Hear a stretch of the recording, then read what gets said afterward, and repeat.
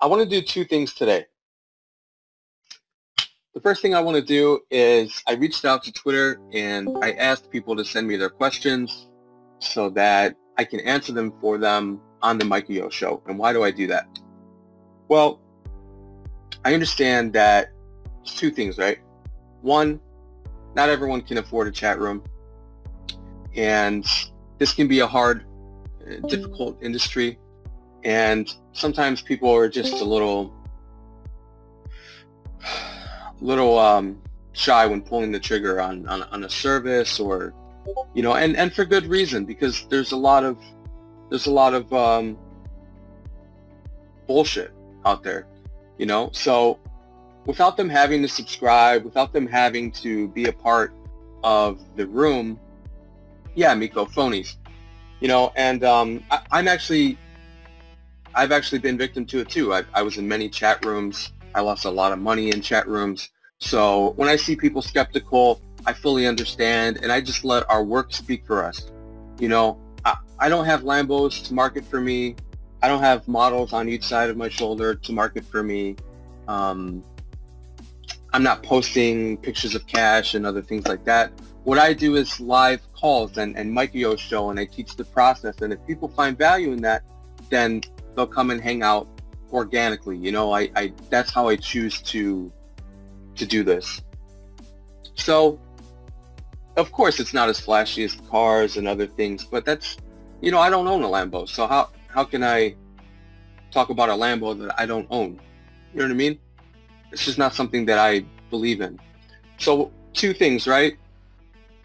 A lot of people either have a job, have a 9-to-5 while they're chasing their dreams, and they just can't be in a chat room because they're at work and they miss everything. So what I wanted to do was record these shows for members who may not be able to make the opening session or the market hours because of a job or children or whatever other things that you have going on in your lives. So I wanted to record them. And like I said, the other thing is some people just don't believe in chat rooms, and they think that they're going to get duped or whatever. So for these people on Twitter who are not inside Mad Ass Money, I wanted to do something for them without them being in the room and answer their questions. And I think I'm going to do that every week. I'm going to take a ton of questions from Twitter, and I'm just going to answer them to the best of my knowledge and the best I can. Now, of course, I'm not a professional trader. I'm not a millionaire trader. I'm not a super badass, all-knowing trader. This is just my non-professional opinion. And, when I answer something, that's what I currently believe on my journey right now. Like, for example, right? I don't use a whole lot of fundamentals in my approach. I'm a price action trader, and how I calculate my analysis is through math. Okay, you guys know that. I've talked about that for a while. But in 2 years, maybe that'll change, so we're all evolving. What I mean by change is, no, I'm never gonna break up with the math. I'm saying maybe I'll add more fundamentals into my approach. But right now, I just don't see a lot of value in it. And another thing that I want to say, that I say on every show, is my way is not the right way or the best way. It's just my own personal way. It's my non-professional opinion. And so yeah, let's begin. Let's see if we can help some people out. And then I will take all of your questions, and I'll spend more time with you guys. So, first question we have from Twitter is from Scotty Doesn't Know. What doesn't Scotty know, right? Scotty doesn't know, and it's funny that Scotty's asking a question too. Scotty doesn't know. He's asking backtesting. I want to hear people talk about the importance of it, but I've yet to see anyone explain any way of doing it. So backtesting is a subject that we can talk hours about, but I'm going to try to cap this into a few minutes. First, let me start off by saying that I believe that backtesting and gathering data is paramount to success. I You can have any approach that you want in the market. You can prove that approach, that's great. It doesn't matter if you are more geared towards fundamentals. It doesn't matter if you're more geared towards price, like I am. It doesn't matter what your style is, just tape reading, you know, moving averages, different indicators, MACD, RSI. It doesn't matter if you're Ichimoku trader. There's so many different forms of speculation, right? But they have to be proven. No matter what you're doing, just put that aside for a second, because there's many successful forms of speculation, and if it's proven, then it's valid, okay? But how do we prove it? So backtesting.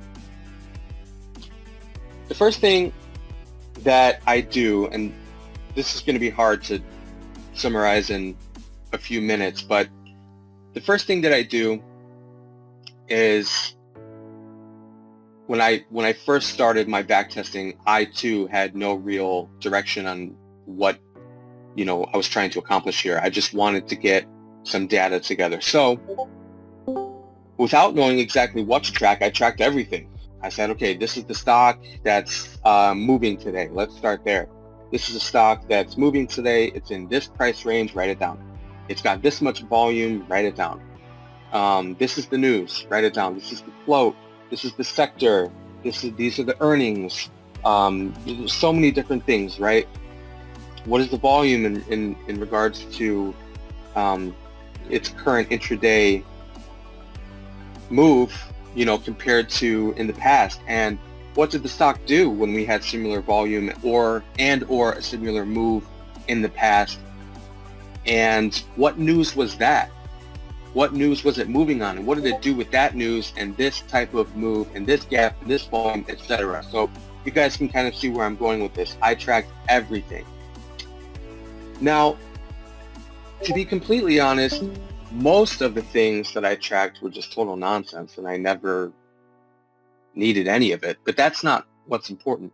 What's important is that in that big bundle of data that you're going to have, once you start doing away with the fat, once you start cutting the fat off the meat, you have this amazing filet mignon, you know, and that proverbial filet mignon, or if you will, is an ever growing and changing and expanding process. So once you quote unquote figure something out, you can't just say, okay, you know, that's it. You know, I've learned how to build a house and that's it. You know, the market is just not that simple. So I think many experienced traders and intermediate traders, what do I mean by that? People who have been around more than just 2018, 2019, I think many of them will agree that the market has changed a lot from 2016. And then, you know, in 2016, there could be an argument made that the market has changed since 2012. You know, so the market is ever evolving, and backtesting is a very important feature because we have to continuously build our edge and look for new edges. It's not to say that the edge will dissolve, but it's always great to further, you know, our analysis. So backtesting, how would I start to do it? If you can, find a template from a trader that you respect. Just DM him and ask for a template. I'll share that with you. You know, but in a nutshell, track the name of the company and everything you can think of about the company. Then created some setups, named them, right? I have a setup. I have about 3 different short patterns, and I have 2 long patterns. You know, one of my long patterns is a bounce. It's very simple. You know, that's what it is. It's the long bounce play, you know, whatever. I don't trade it very often because this market doesn't really call for that. Right now I'm trading my short squeeze play that I'm going to teach you guys how I'm doing that. But for example, name your setups. If you've identified your setup names, then you could start saying, okay, on this stock this worked, on this stock it didn't work, and then you ask yourself why. There's a big question mark there, and start to figure out why this play worked and why this play didn't work. And in closing, I'm going to say that the beauty of backtesting and the data is that you can't argue with a losing system. As much as I have done in the past, and as frustrated as I have been when something doesn't work, it just doesn't work, and you can't argue with that. The data will not lie to you. So if you have something valuable, is that it's the ultimate confidence booster. It is beyond a doubt proven in your data. And if something doesn't work, well, it needs work, and you can't argue with that either. So Scotty doesn't know. I hope that answered your question. Try to keep that as short as possible. But that's, yeah, backtesting is a huge one. That takes its own Micah Yo Show. Deborah Lee is asking, how many carbs were in your sushi celebration dinner, and was it worth it? My answer is I have no idea, and yes, it was absolutely worth it. It was a cheat meal. I was on keto for 6 weeks, and you know, everyone knows my cheat meals consist of sushi, sake, and any other candy and goodies that I can get my hands on before I go to sleep that night. So no shame. Now I'm back on keto. Thanks for asking, Deborah. Natty Gas Trader is asking, how about a series where people submit their strategies and give your thoughts on how to improve them or why they're not working? I think everyone could benefit from seeing other traders' strengths and weaknesses. Strategy review.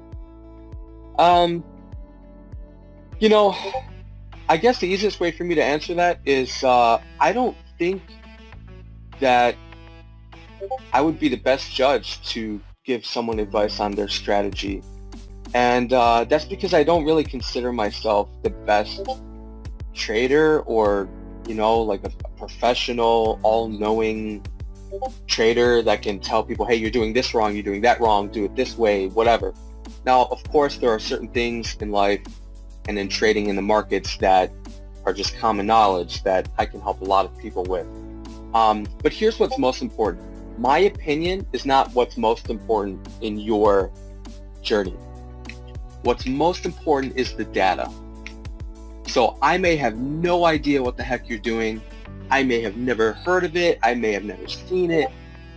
I couldn't even fathom it. But if you can prove it in the data, then what I say and what other people say means nothing. It means absolutely nothing. So if you guys want to come into the community and talk with me, like, I call many people, I DM many people and help them with whatever they need. But my answer is really all the same. We have to plug it into the data, and then the data will tell you what you have. And I don't need to know anyone else's strategy or anything like that. I just would really recommend backtesting it, chopping the data, and there you have your answer. So your answer won't be with me, it'll be in the data. Okay, we have another one about backtesting. Answered that.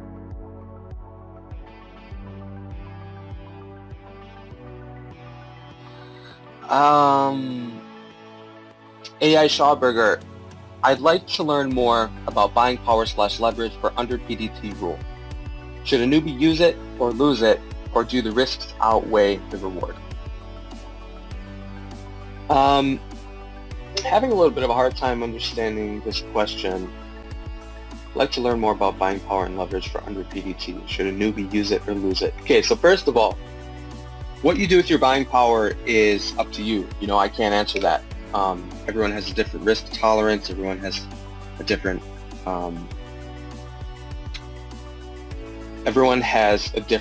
journey, and I can't tell people how to allocate their funds or what percentage. All I can do is tell you about mine and my approach. So if you're under PDT rule, obviously you are subject to, if you're under 25K, you're subject to PDT, and that means that you have 3 round trips in a 5-day rolling period. And unless you have some sort of offshore broker, and I really don't recommend that, but it is feasible for some people. I've done it when I first started trading as well. Like I said, all I can do is just tell you my opinion. can't tell people what to do with their broker or whatever, right? So that really depends on you, Schauberger. It really depends on your risk tolerance, how much of your buying power you should allocate per play. You know, I don't know any of the fine details about your account or, you know, your journey. So my answer would definitely be the industry standard, which is don't invest anything that you can't afford to lose. Carlos Delgado, keeping a trading journal. Do you keep one, and how can we use it? Yes. So absolutely, trading journal is key. Actually, a journal has been key for many things in my life, period. And I know it's geeky and it's freaking square and it's lame and, you know, whatever. But keeping a journal, man, in trading is paramount. And that goes hand in hand with backtesting. But keeping a journal has also kept me on my toes at the gym for many years. You know, when I first started training and working out, I was a string bean. You know, in high school, I was like, gosh, I don't know, 170 pounds. 6 feet, 170 pounds. And yeah, over the next decade, I put on 90 pounds from that, 85, 90 pounds from that. And let me tell you, that did not come without a ton of discipline and really a systematic approach to diet and training and everything. But how can we gauge the progress that we're making from 3 or 4 or 5 months ago if we don't write it down? That's a question that I had to ask myself. You know, if you really want that huge bench, as many of you guys know, you know, when I was younger, I really wanted to bench 500 pounds. And I never got to 500 pounds, but I did 450 for a double. And that was after like 2 years of absolutely obsessive journaling and, you know, programming and stuff like that. So yes, keep a trading journal. It is paramount. Track everything that you see, and eventually you'll start noticing patterns in your trading journal.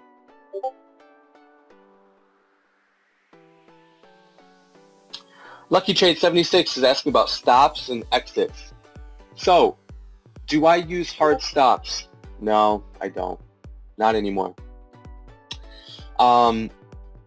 There's a few reasons for this. Okay, first of all, we need to talk about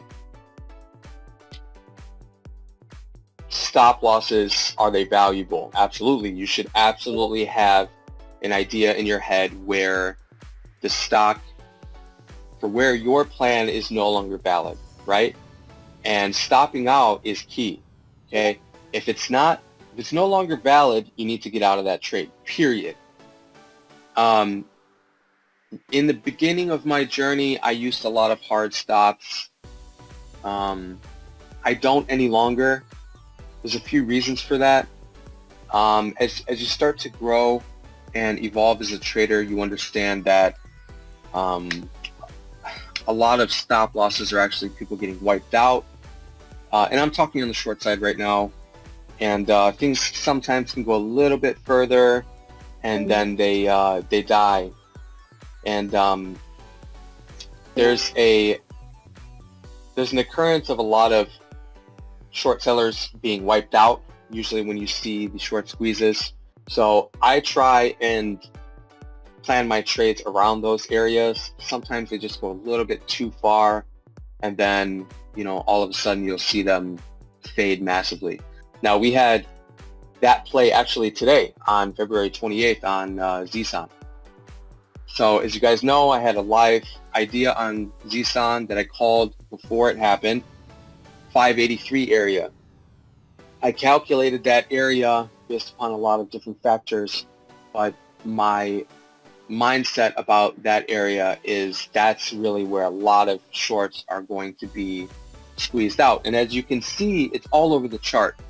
If you guys pull up a 1-minute chart, you can see that price has spiked from, you know, it was in this range from 550 to 570, okay?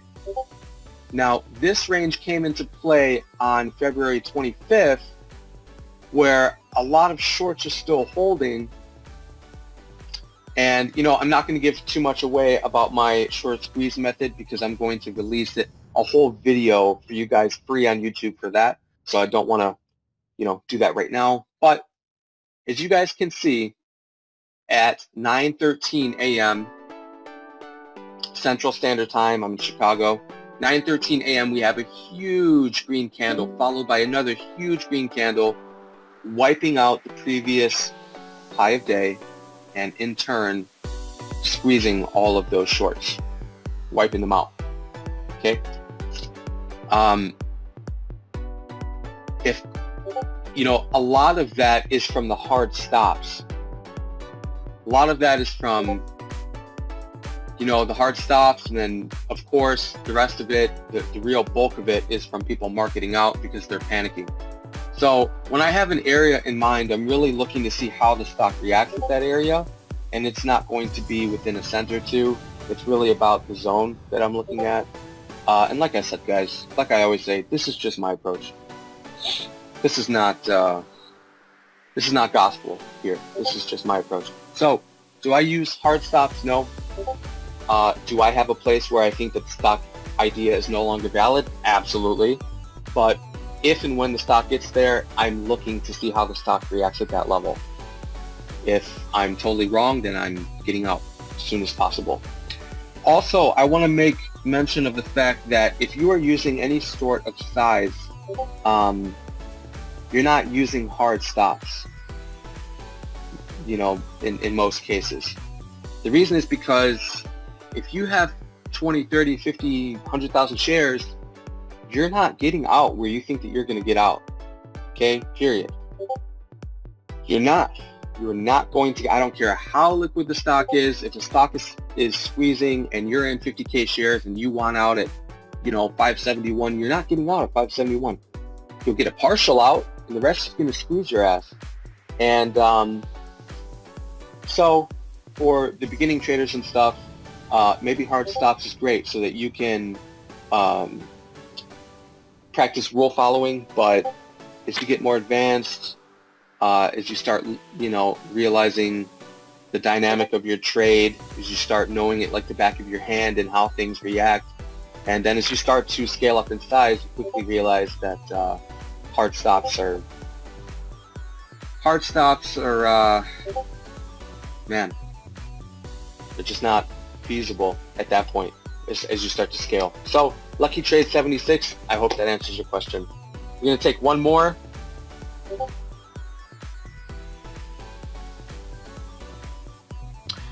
The last question is how I start gathering data. So we covered that. So I think that was great. I think that we gave Twitter an opportunity to participate, and I think that's something we're going to do every week for the people that can't be in the room or that just haven't joined yet, and you know, they want to see it's valuable or whatever they're thinking. You know, I just want to help traders who maybe can't afford the chat room. Maybe they just want to ask me a question, and I'll do that for them. But like I said, I'm not a professional, but I hope that it helps you. Now let me scroll up and talk to the Micah Yo Show family, because there are a ton of you guys in here, and I'm so honored that you guys stick around for this show and speak and listen to me rant, and that you guys find value in it. Anathem says he's doing, he's having a bad day. So Anathem, talk to me about that. Cruz says, I use Plantronics, Voyager, Focus, and love them. They're technically my works. That's awesome, Cruz. Tell me more about that, because I have no idea what the heck you're talking about, other than the fact that it's a headphone, I'm assuming.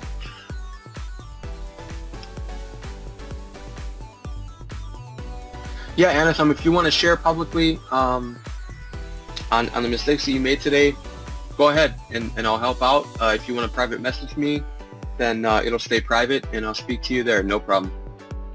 We all make, guys, we all make mistakes. no one is exempt from making mistakes, okay? We're not algorithms, you know. It's something that is ever present in the market, okay? I make mistakes like every single day. Maybe I won't, you know, maybe I'm up early and I borrow, you know, too much of a stock, just getting over eager. Guess what? I paid for that.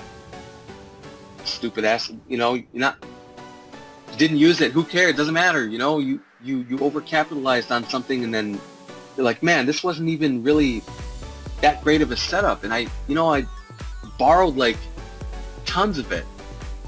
You know, I mean, so it doesn't matter what the mistake is. We all create mistakes every single day. I fumble orders. Man, I can't tell you how many times, even this week, that I'm in multiple positions, right? I look to cover a trade and I cover the trade and then all of a sudden something else fills me, and it was a freaking limit order that I had in that I didn't cancel from earlier. I'm like, what the hell is this? I'm down $100 on this. I'm down $200 on this. Or hey, you know, I'm up $75 on this. Oh, that's great. You know, like, what is that? So we always are going to make mistakes. It's just about doing the best that we can every day and learning from them. You know, last week I had a limit order that I placed. I lost $400 for no reason. No reason. Just because I didn't cancel that limit order. It got filled. You know, I follow an if-then approach, systematic approach, and sometimes throughout the course of the day, I will have a long idea, and that long idea is nullified. And sometimes I'll forget to cancel the limit order. Or on the flip side, sometimes I'll have a short idea on a trade, and then I say, okay, this no longer qualifies as a short. And sometimes I'll forget it. It happens. You know, that's something that I have had to work on.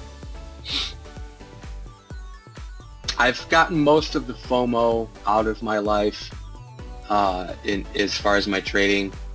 I'll never say all, because I still fall victim to FOMO sometimes. You know, sometimes I see things ripping, I just want to smack the hell out of it. Smoke the bid, if you will. You know, that stuff is going to happen. Sometimes I overcapitalize on moves as well. Sometimes I'm in too big. Psychology plays a massive role in decision making, right? It's everything when it comes to decision making. And I can't tell you how many times. There's a big correlation between a very weak and slow opening and then an afternoon runner. And I've noticed myself trying to overcapitalize on the afternoon runner. Now, why am I doing that? Is that because I've been sitting here watching paint dry all morning? You see how psychology comes into play there, the fear of missing out? It's like, oh my God. You know, it's like the bug to the light bulb. It's like, oh my God, there it is, the light bulb. I have to go for it right now before it disappears. It's very foolish, okay? But I talk about this with you guys so that you guys don't feel like you're the only one making those mistakes, because you're not.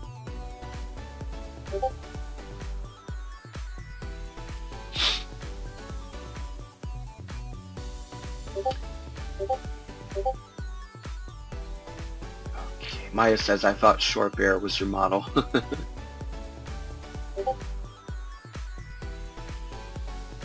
Captain Ramen says, you and I can be his models. You on the left, I'm on the right. Yeah, no hired models for me, guys.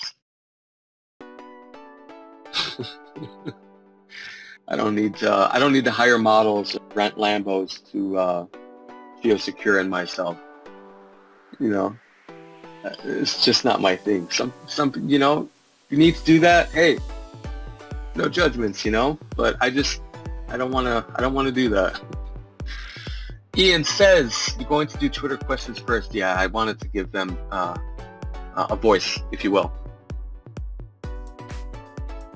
Cruz says, when you start tracking data, if you're new, you don't know what is valuable and what is noise until after you've started tracking, typically, in my opinion.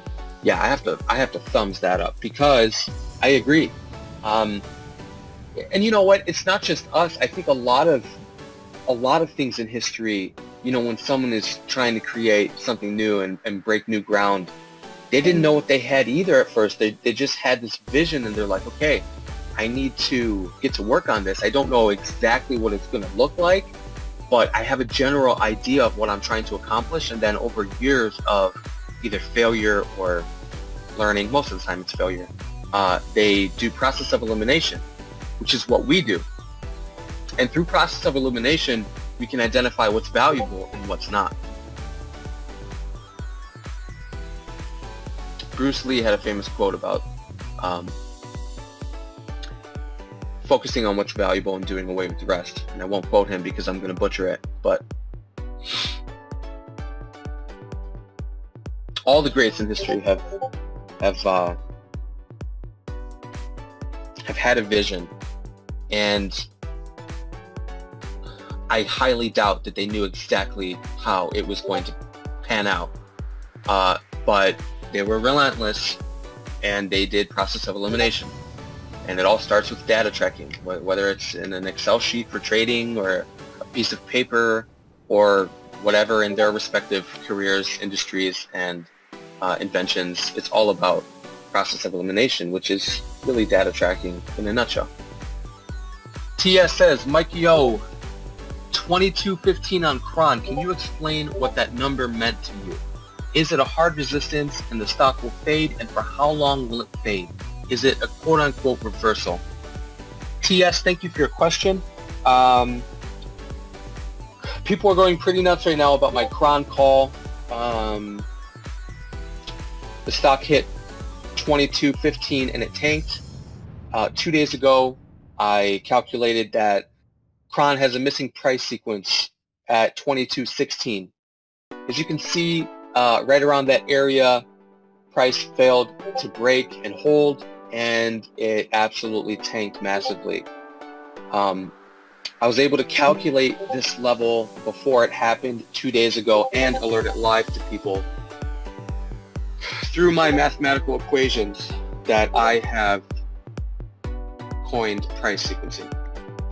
What is price sequencing? It's a series of equations utilizing Fibonacci and Fourier analysis, and I also have a volume analysis that doesn't have any fancy term. It's just a volume analysis, and I create a sum, and that sum will tell me where price is very likely to lead and fade at. Now, of course, my price sequencing is not 100%. Nothing is, but it's very interesting. That's what I have used to describe it, and it's exciting to see a stock work as well as Kron and Zson today. Today is Zson, February 28th. 20 minutes before it happened, I tweeted and said in the chat 583 area. As you guys can see, if you pull up a chart, what happened at 583 area? Stock tanked. I said that it would tank before it tanked, before it got there. And that's why I call this system interesting. I don't call it the greatest because it's not. I don't call it perfect because it's not, but it's interesting, and it's all mathematical based. So Kron, what did the number mean to you? Through my analysis, at certain times I can calculate when a stock has a missing piece of information, if you will, in history. And at some point, the stock should complete that equation. And once it does complete that equation, many times it fails. That's what that level meant to me. It was a missing piece of information in the universe that we call the market.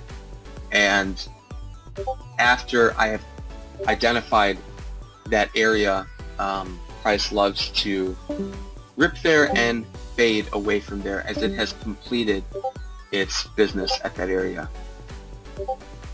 Like I said, it's not 100%, but it is very accurate,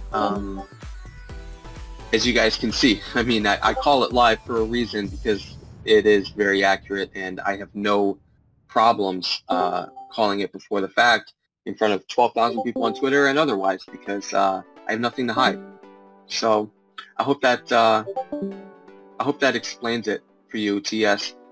It is a hard level of resistance or support depending on what side of the trade I'm calculating, and I call it the master resistance because it is so powerful that when price does complete the sequence, the move often dies, as we've seen on Kron and Zson and countless others. On Kron 2 days ago, like I said 22.15. Look at today, 2 days later, when the stock hit 22.15, what did the stock do? On Zson, I said 583. When the stock hit right around 583, it tanked. That's why I call it the master resistance. So that's what I've been working on. It's a work in progress. I do not have everything figured out. I'm not a professional. I'm not all-knowing. I'm not a clairvoyant. I'm not able to do this on every stock, etc., etc. I'm not the best trader on Twitter. I'm not even close. So many people that I look up to and I'll always look up to. I'm just a kid that's very passionate about math, and I'm relentless. I guess if I were to explain myself, I'm absolutely relentless, for better or for worse. Made a lot of boneheaded mistakes being stubborn and relentless in life. It's not all sunshine and rainbows and top ticks. I've also been relentless, you know, being a cowboy, breaking a lot of rules, losing a lot of money, getting in a lot of trouble in the market, and yeah, so we have to cater to our strengths and weaknesses, and being stubborn is one of mine. So I have to work on that. You know, we all have to work on, you know, some people deal with FOMO.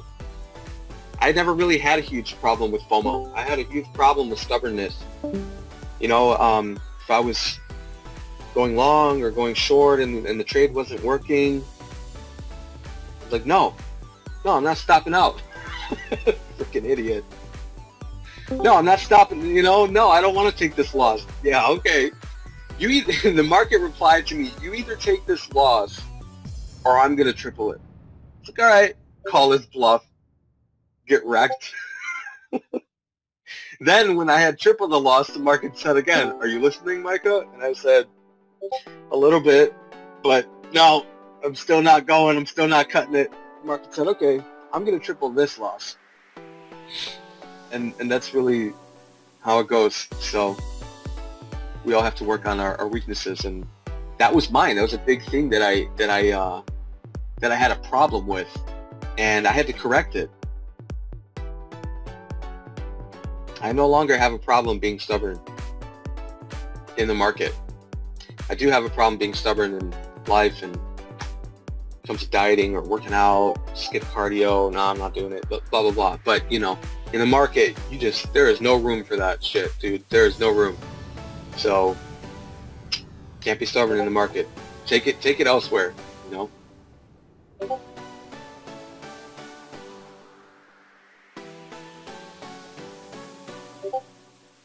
TS is asking, isn't DOS Trader on Centerpoint offshore? No. Absolutely. DOS Trader is not, oh, I see your question here. DOS Trader is a platform to execute trades on. Software.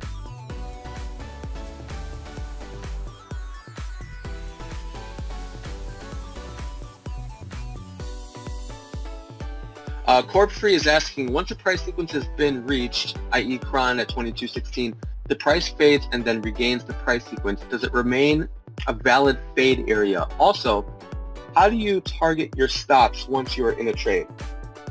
Corp Free, awesome question.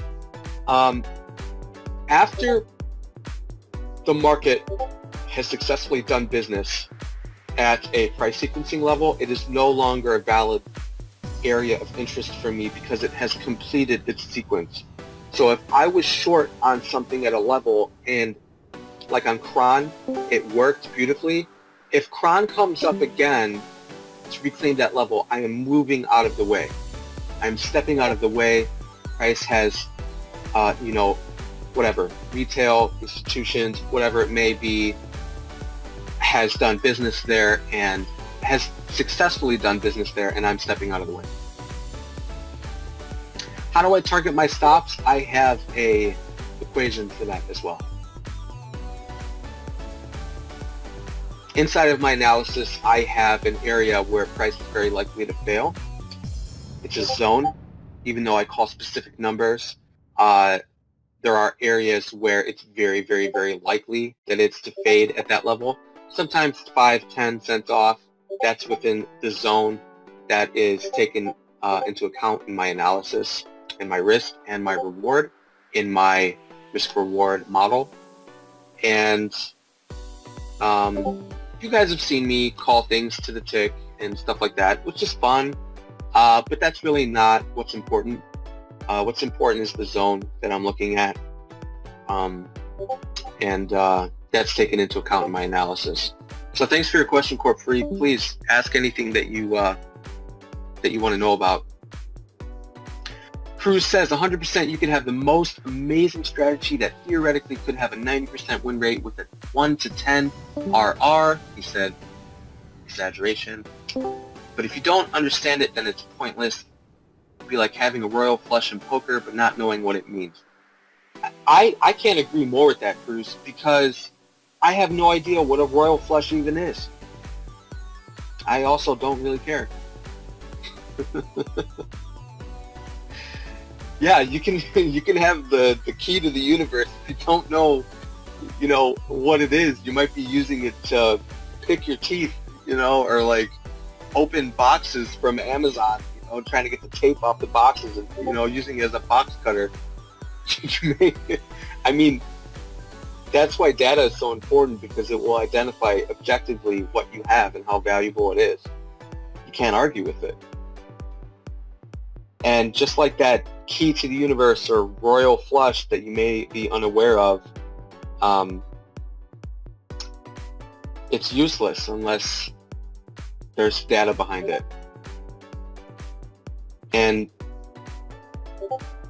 that's what longevity is about in the market, is having a systematic approach, proven systematic approach.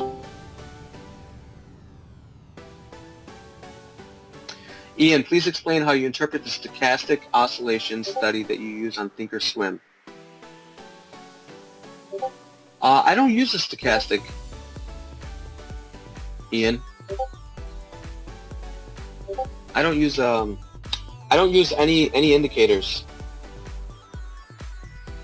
I just have my my sequences, my equations. Jaybird says, awesome, cannot wait for that video. I guess he's talking about the short squeeze video. I gotta read faster. So many awesome people in here. Dude, the Micah Yo Show is growing. Massive scale. Omaha says, you'll always get bad fills with hard stocks. Yes, I agree. Lucky Trade says, thank you, sir. OG Honey Badger, do you put your orders 1 cent above the bid, or ask to get a rebate, or hit the bid and ask? Does it depend on the situation? I get asked this a lot, okay? Max is like the ad liquidity king, if you will. I'll tell you what, guys. If I can, I will. But my main objective is not to get rebates. My main objective is to successfully do business in the market. And you know, if I can't do that, I consider it a big fail, even if I got the rebate. You know, so absolutely rebates if I can. If I'm trying to add liquidity, whatever, I will, but I will not do it at the expense of a trade. And it's the last thing on my mind, to be honest. Full disclosure. It's the last thing on my mind. Lucky Trade, you have a daily max loss though, right? Yes. Yeah, I do have hard rules for my trading. I have a daily max loss. I have many different rules. I have a daily max loss. I have a daily max loss per ticker. I have a daily, I have a consecutive loss per setup limit. You know, if I'm attacking something over 3 times and it hasn't worked, that's it. Move on. You know, I'm not gonna have death by a million paper cuts. Gurf says, "Be water, my friend." I think he's talking about Bruce Lee quote there. Maya says, "Absorb what is useful, discard what is useless, and add what is specifically your own." Awesome. That's the Bruce Lee quote. Thank you for that, Maya. Looks like my microphone is petering out here. Had to plug it in. Hope you guys didn't lose me. So what would be the first place to start putting the pieces together on price sequencing? Lose your mind. Have everyone call you nuts. And then lose a lot of money. I'm just kidding. That's my own personal journey. It's humor. If anyone wants to learn price sequencing, you have to have a very deep understanding of Fibonacci.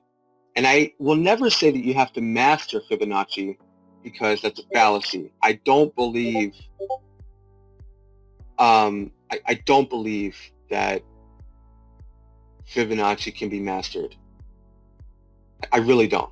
I really don't. And you know what? That's such a touchy subject, because I've studied Fibonacci analysis for years, and I guess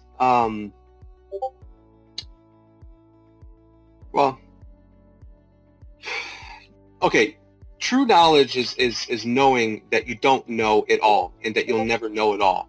That's kind of my approach to things. You know, if anyone says that they have something absolutely figured out and mastered, I'm listening a lot less than the person who says that I've been studying this for many years and this is what I found. So yeah, I don't think Fibonacci is something that can be mastered. There are so many facets to Fibonacci. It's astronomically high. And people who understand how Fibonacci works and the mathematics behind it understand that it's extremely powerful and it's extremely interesting, but it's not exactly something that can be mastered, if you will. We'll get into my equations and my approach to math. You know, like pi. It's an art. It's not a yes or no. You know, we'll get into it. Anyway, deep understanding of Fibonacci, Miko. That's where my price sequencing starts. So, I've given examples on books that I love. I've given examples on really cheap or free material that I believe in, and I'll post those again in the open for people, and on Twitter if they're interested. TS says, "Thanks, learning. Missed some of this. Very interested in your lessons. No worries. This is recorded and it will be posted to YouTube." We're hitting about an hour now, so we got to wrap this up. But let me finish these questions here for you guys. Zacham says, "Yeah, I've done that a few times. Super stubborn." Me too. That's my Achilles heel, stubbornness. TS, but does the reversal at 22.15 on Cron is in the front side, so it could go higher here, right? That's just a hard stop for the moment, correct? Yeah, correct. I have no idea what Cron is going to do after it successfully does business at a price sequencing level.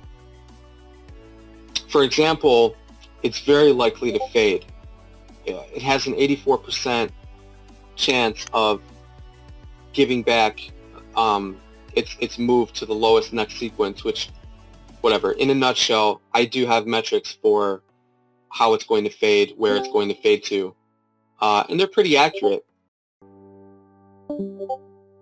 But something like Tesla, which I called live yesterday, worked perfectly, faded to target, and then ripped higher. It's doing business at another area in the universe, and I'm not able to analyze that. I just know that after it does business at a level, step out of its way. And that's my approach.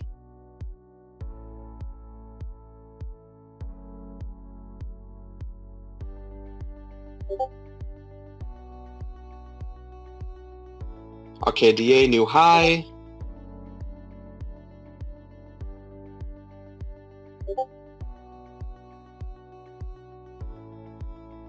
RKDA. Crazy, man. RKDA. I should look at this stock. I should analyze it later. It's not on my radar right now.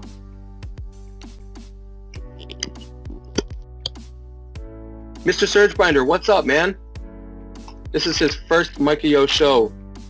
Super happy to see you here. How do you link Fibonacci into Fourier? How do you link Fibonacci to Fourier in your sequencing?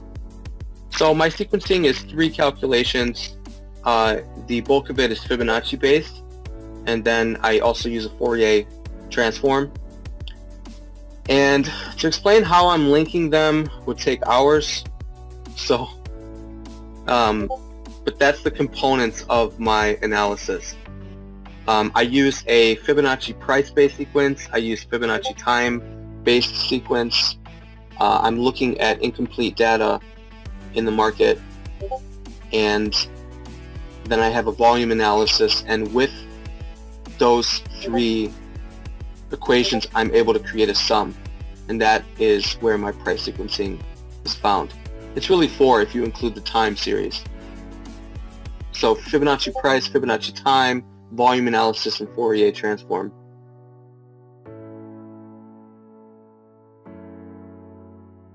I don't want to bore everyone and you know, talk about something that's like a different language.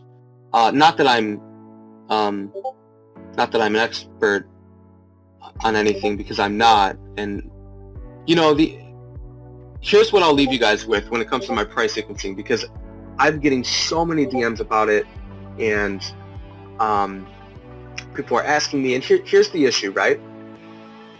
The people in history who have created these mathematical equations, okay, Fibonacci, for those of you who know about Fibonacci, this mathematical sequence was in India long before it was coined by Fibonacci. It is ancient. It is ancient power law of the universe. Wherever it came from, whoever created it, that's debatable. Even its analysis is very subjective, whatever. That's not what I'm talking about. What I am saying is that Fibonacci, pi, Fourier analysis, the bell curve, you know, the distribution, the people who have created these things are savants. They're geniuses in every sense of the word. And I am not. That is the easiest way for me to tell people that this is a work in progress and that I'm learning more every day. These people are certified geniuses. Okay, they're savants, they're freaks of nature, they are intelligent beyond our wildest dreams, and I am just not. I am just not a mathematician on that level. I am a math enthusiast. It's something that I find a lot of interest and value in, but man, if I had those answers, I would be filthy rich. It's a work in progress. It's something I've been working on for many years. My brain can only go so far, even when I'm, you know, computing pi. And hey, that's the honest answer. I don't have all the answers. I didn't create this stuff, and I'm learning more as I go. So guys, I hope you had a great show today. I want to wrap it up because we are over an hour now. I think we covered a lot of great topics, and I'm happy to say that we helped strangers on Twitter and on YouTube. And I always encourage you guys to ask your questions, because through your question we can help someone else. And I wanted to spend less time today on the alerts and more time with you guys to help you guys get a better understanding of the market as I see it in my non-professional opinion. So if you guys find value in the show, you can support me by leaving a thumbs up on the video when it drops tonight on YouTube. Just takes a second, and you can go and subscribe, and I guess that's your way of letting me know that I'm doing a good job. And also, please DM me, private message me, comment, whatever you want. I have very thick skin. You're not going to offend me. And let me know how I can improve so that I can bring you guys a better show. And I'm really proud to say that we just hit 500 subscribers on YouTube in like 2 weeks, you know, and I'm just going to continue offering free material to the community and helping you guys out as best as I can. So I appreciate all of your time. I hope that you found value here today, and you know, I'll see you guys later tomorrow for Member Appreciation Day, and then we will drop the short squeeze strategy video that I'm making for you guys. So thank you all so much for your time. I hope you had a great session, and I will see you guys later. Let me know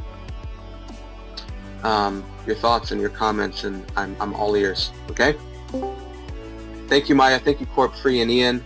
Thank you, Miko, Mr. Surgebinder. It's a pleasure to have you here on the first show. TS, TH Doyle, Lucky Trade, Ian, Zachem, OG Honey Badger. Thank you guys so much. Jaybird, Omaha, Gurfs. Man, so many of you guys in here. Captain Ramen, thank you for recording the video, and I will see you guys later. Take care.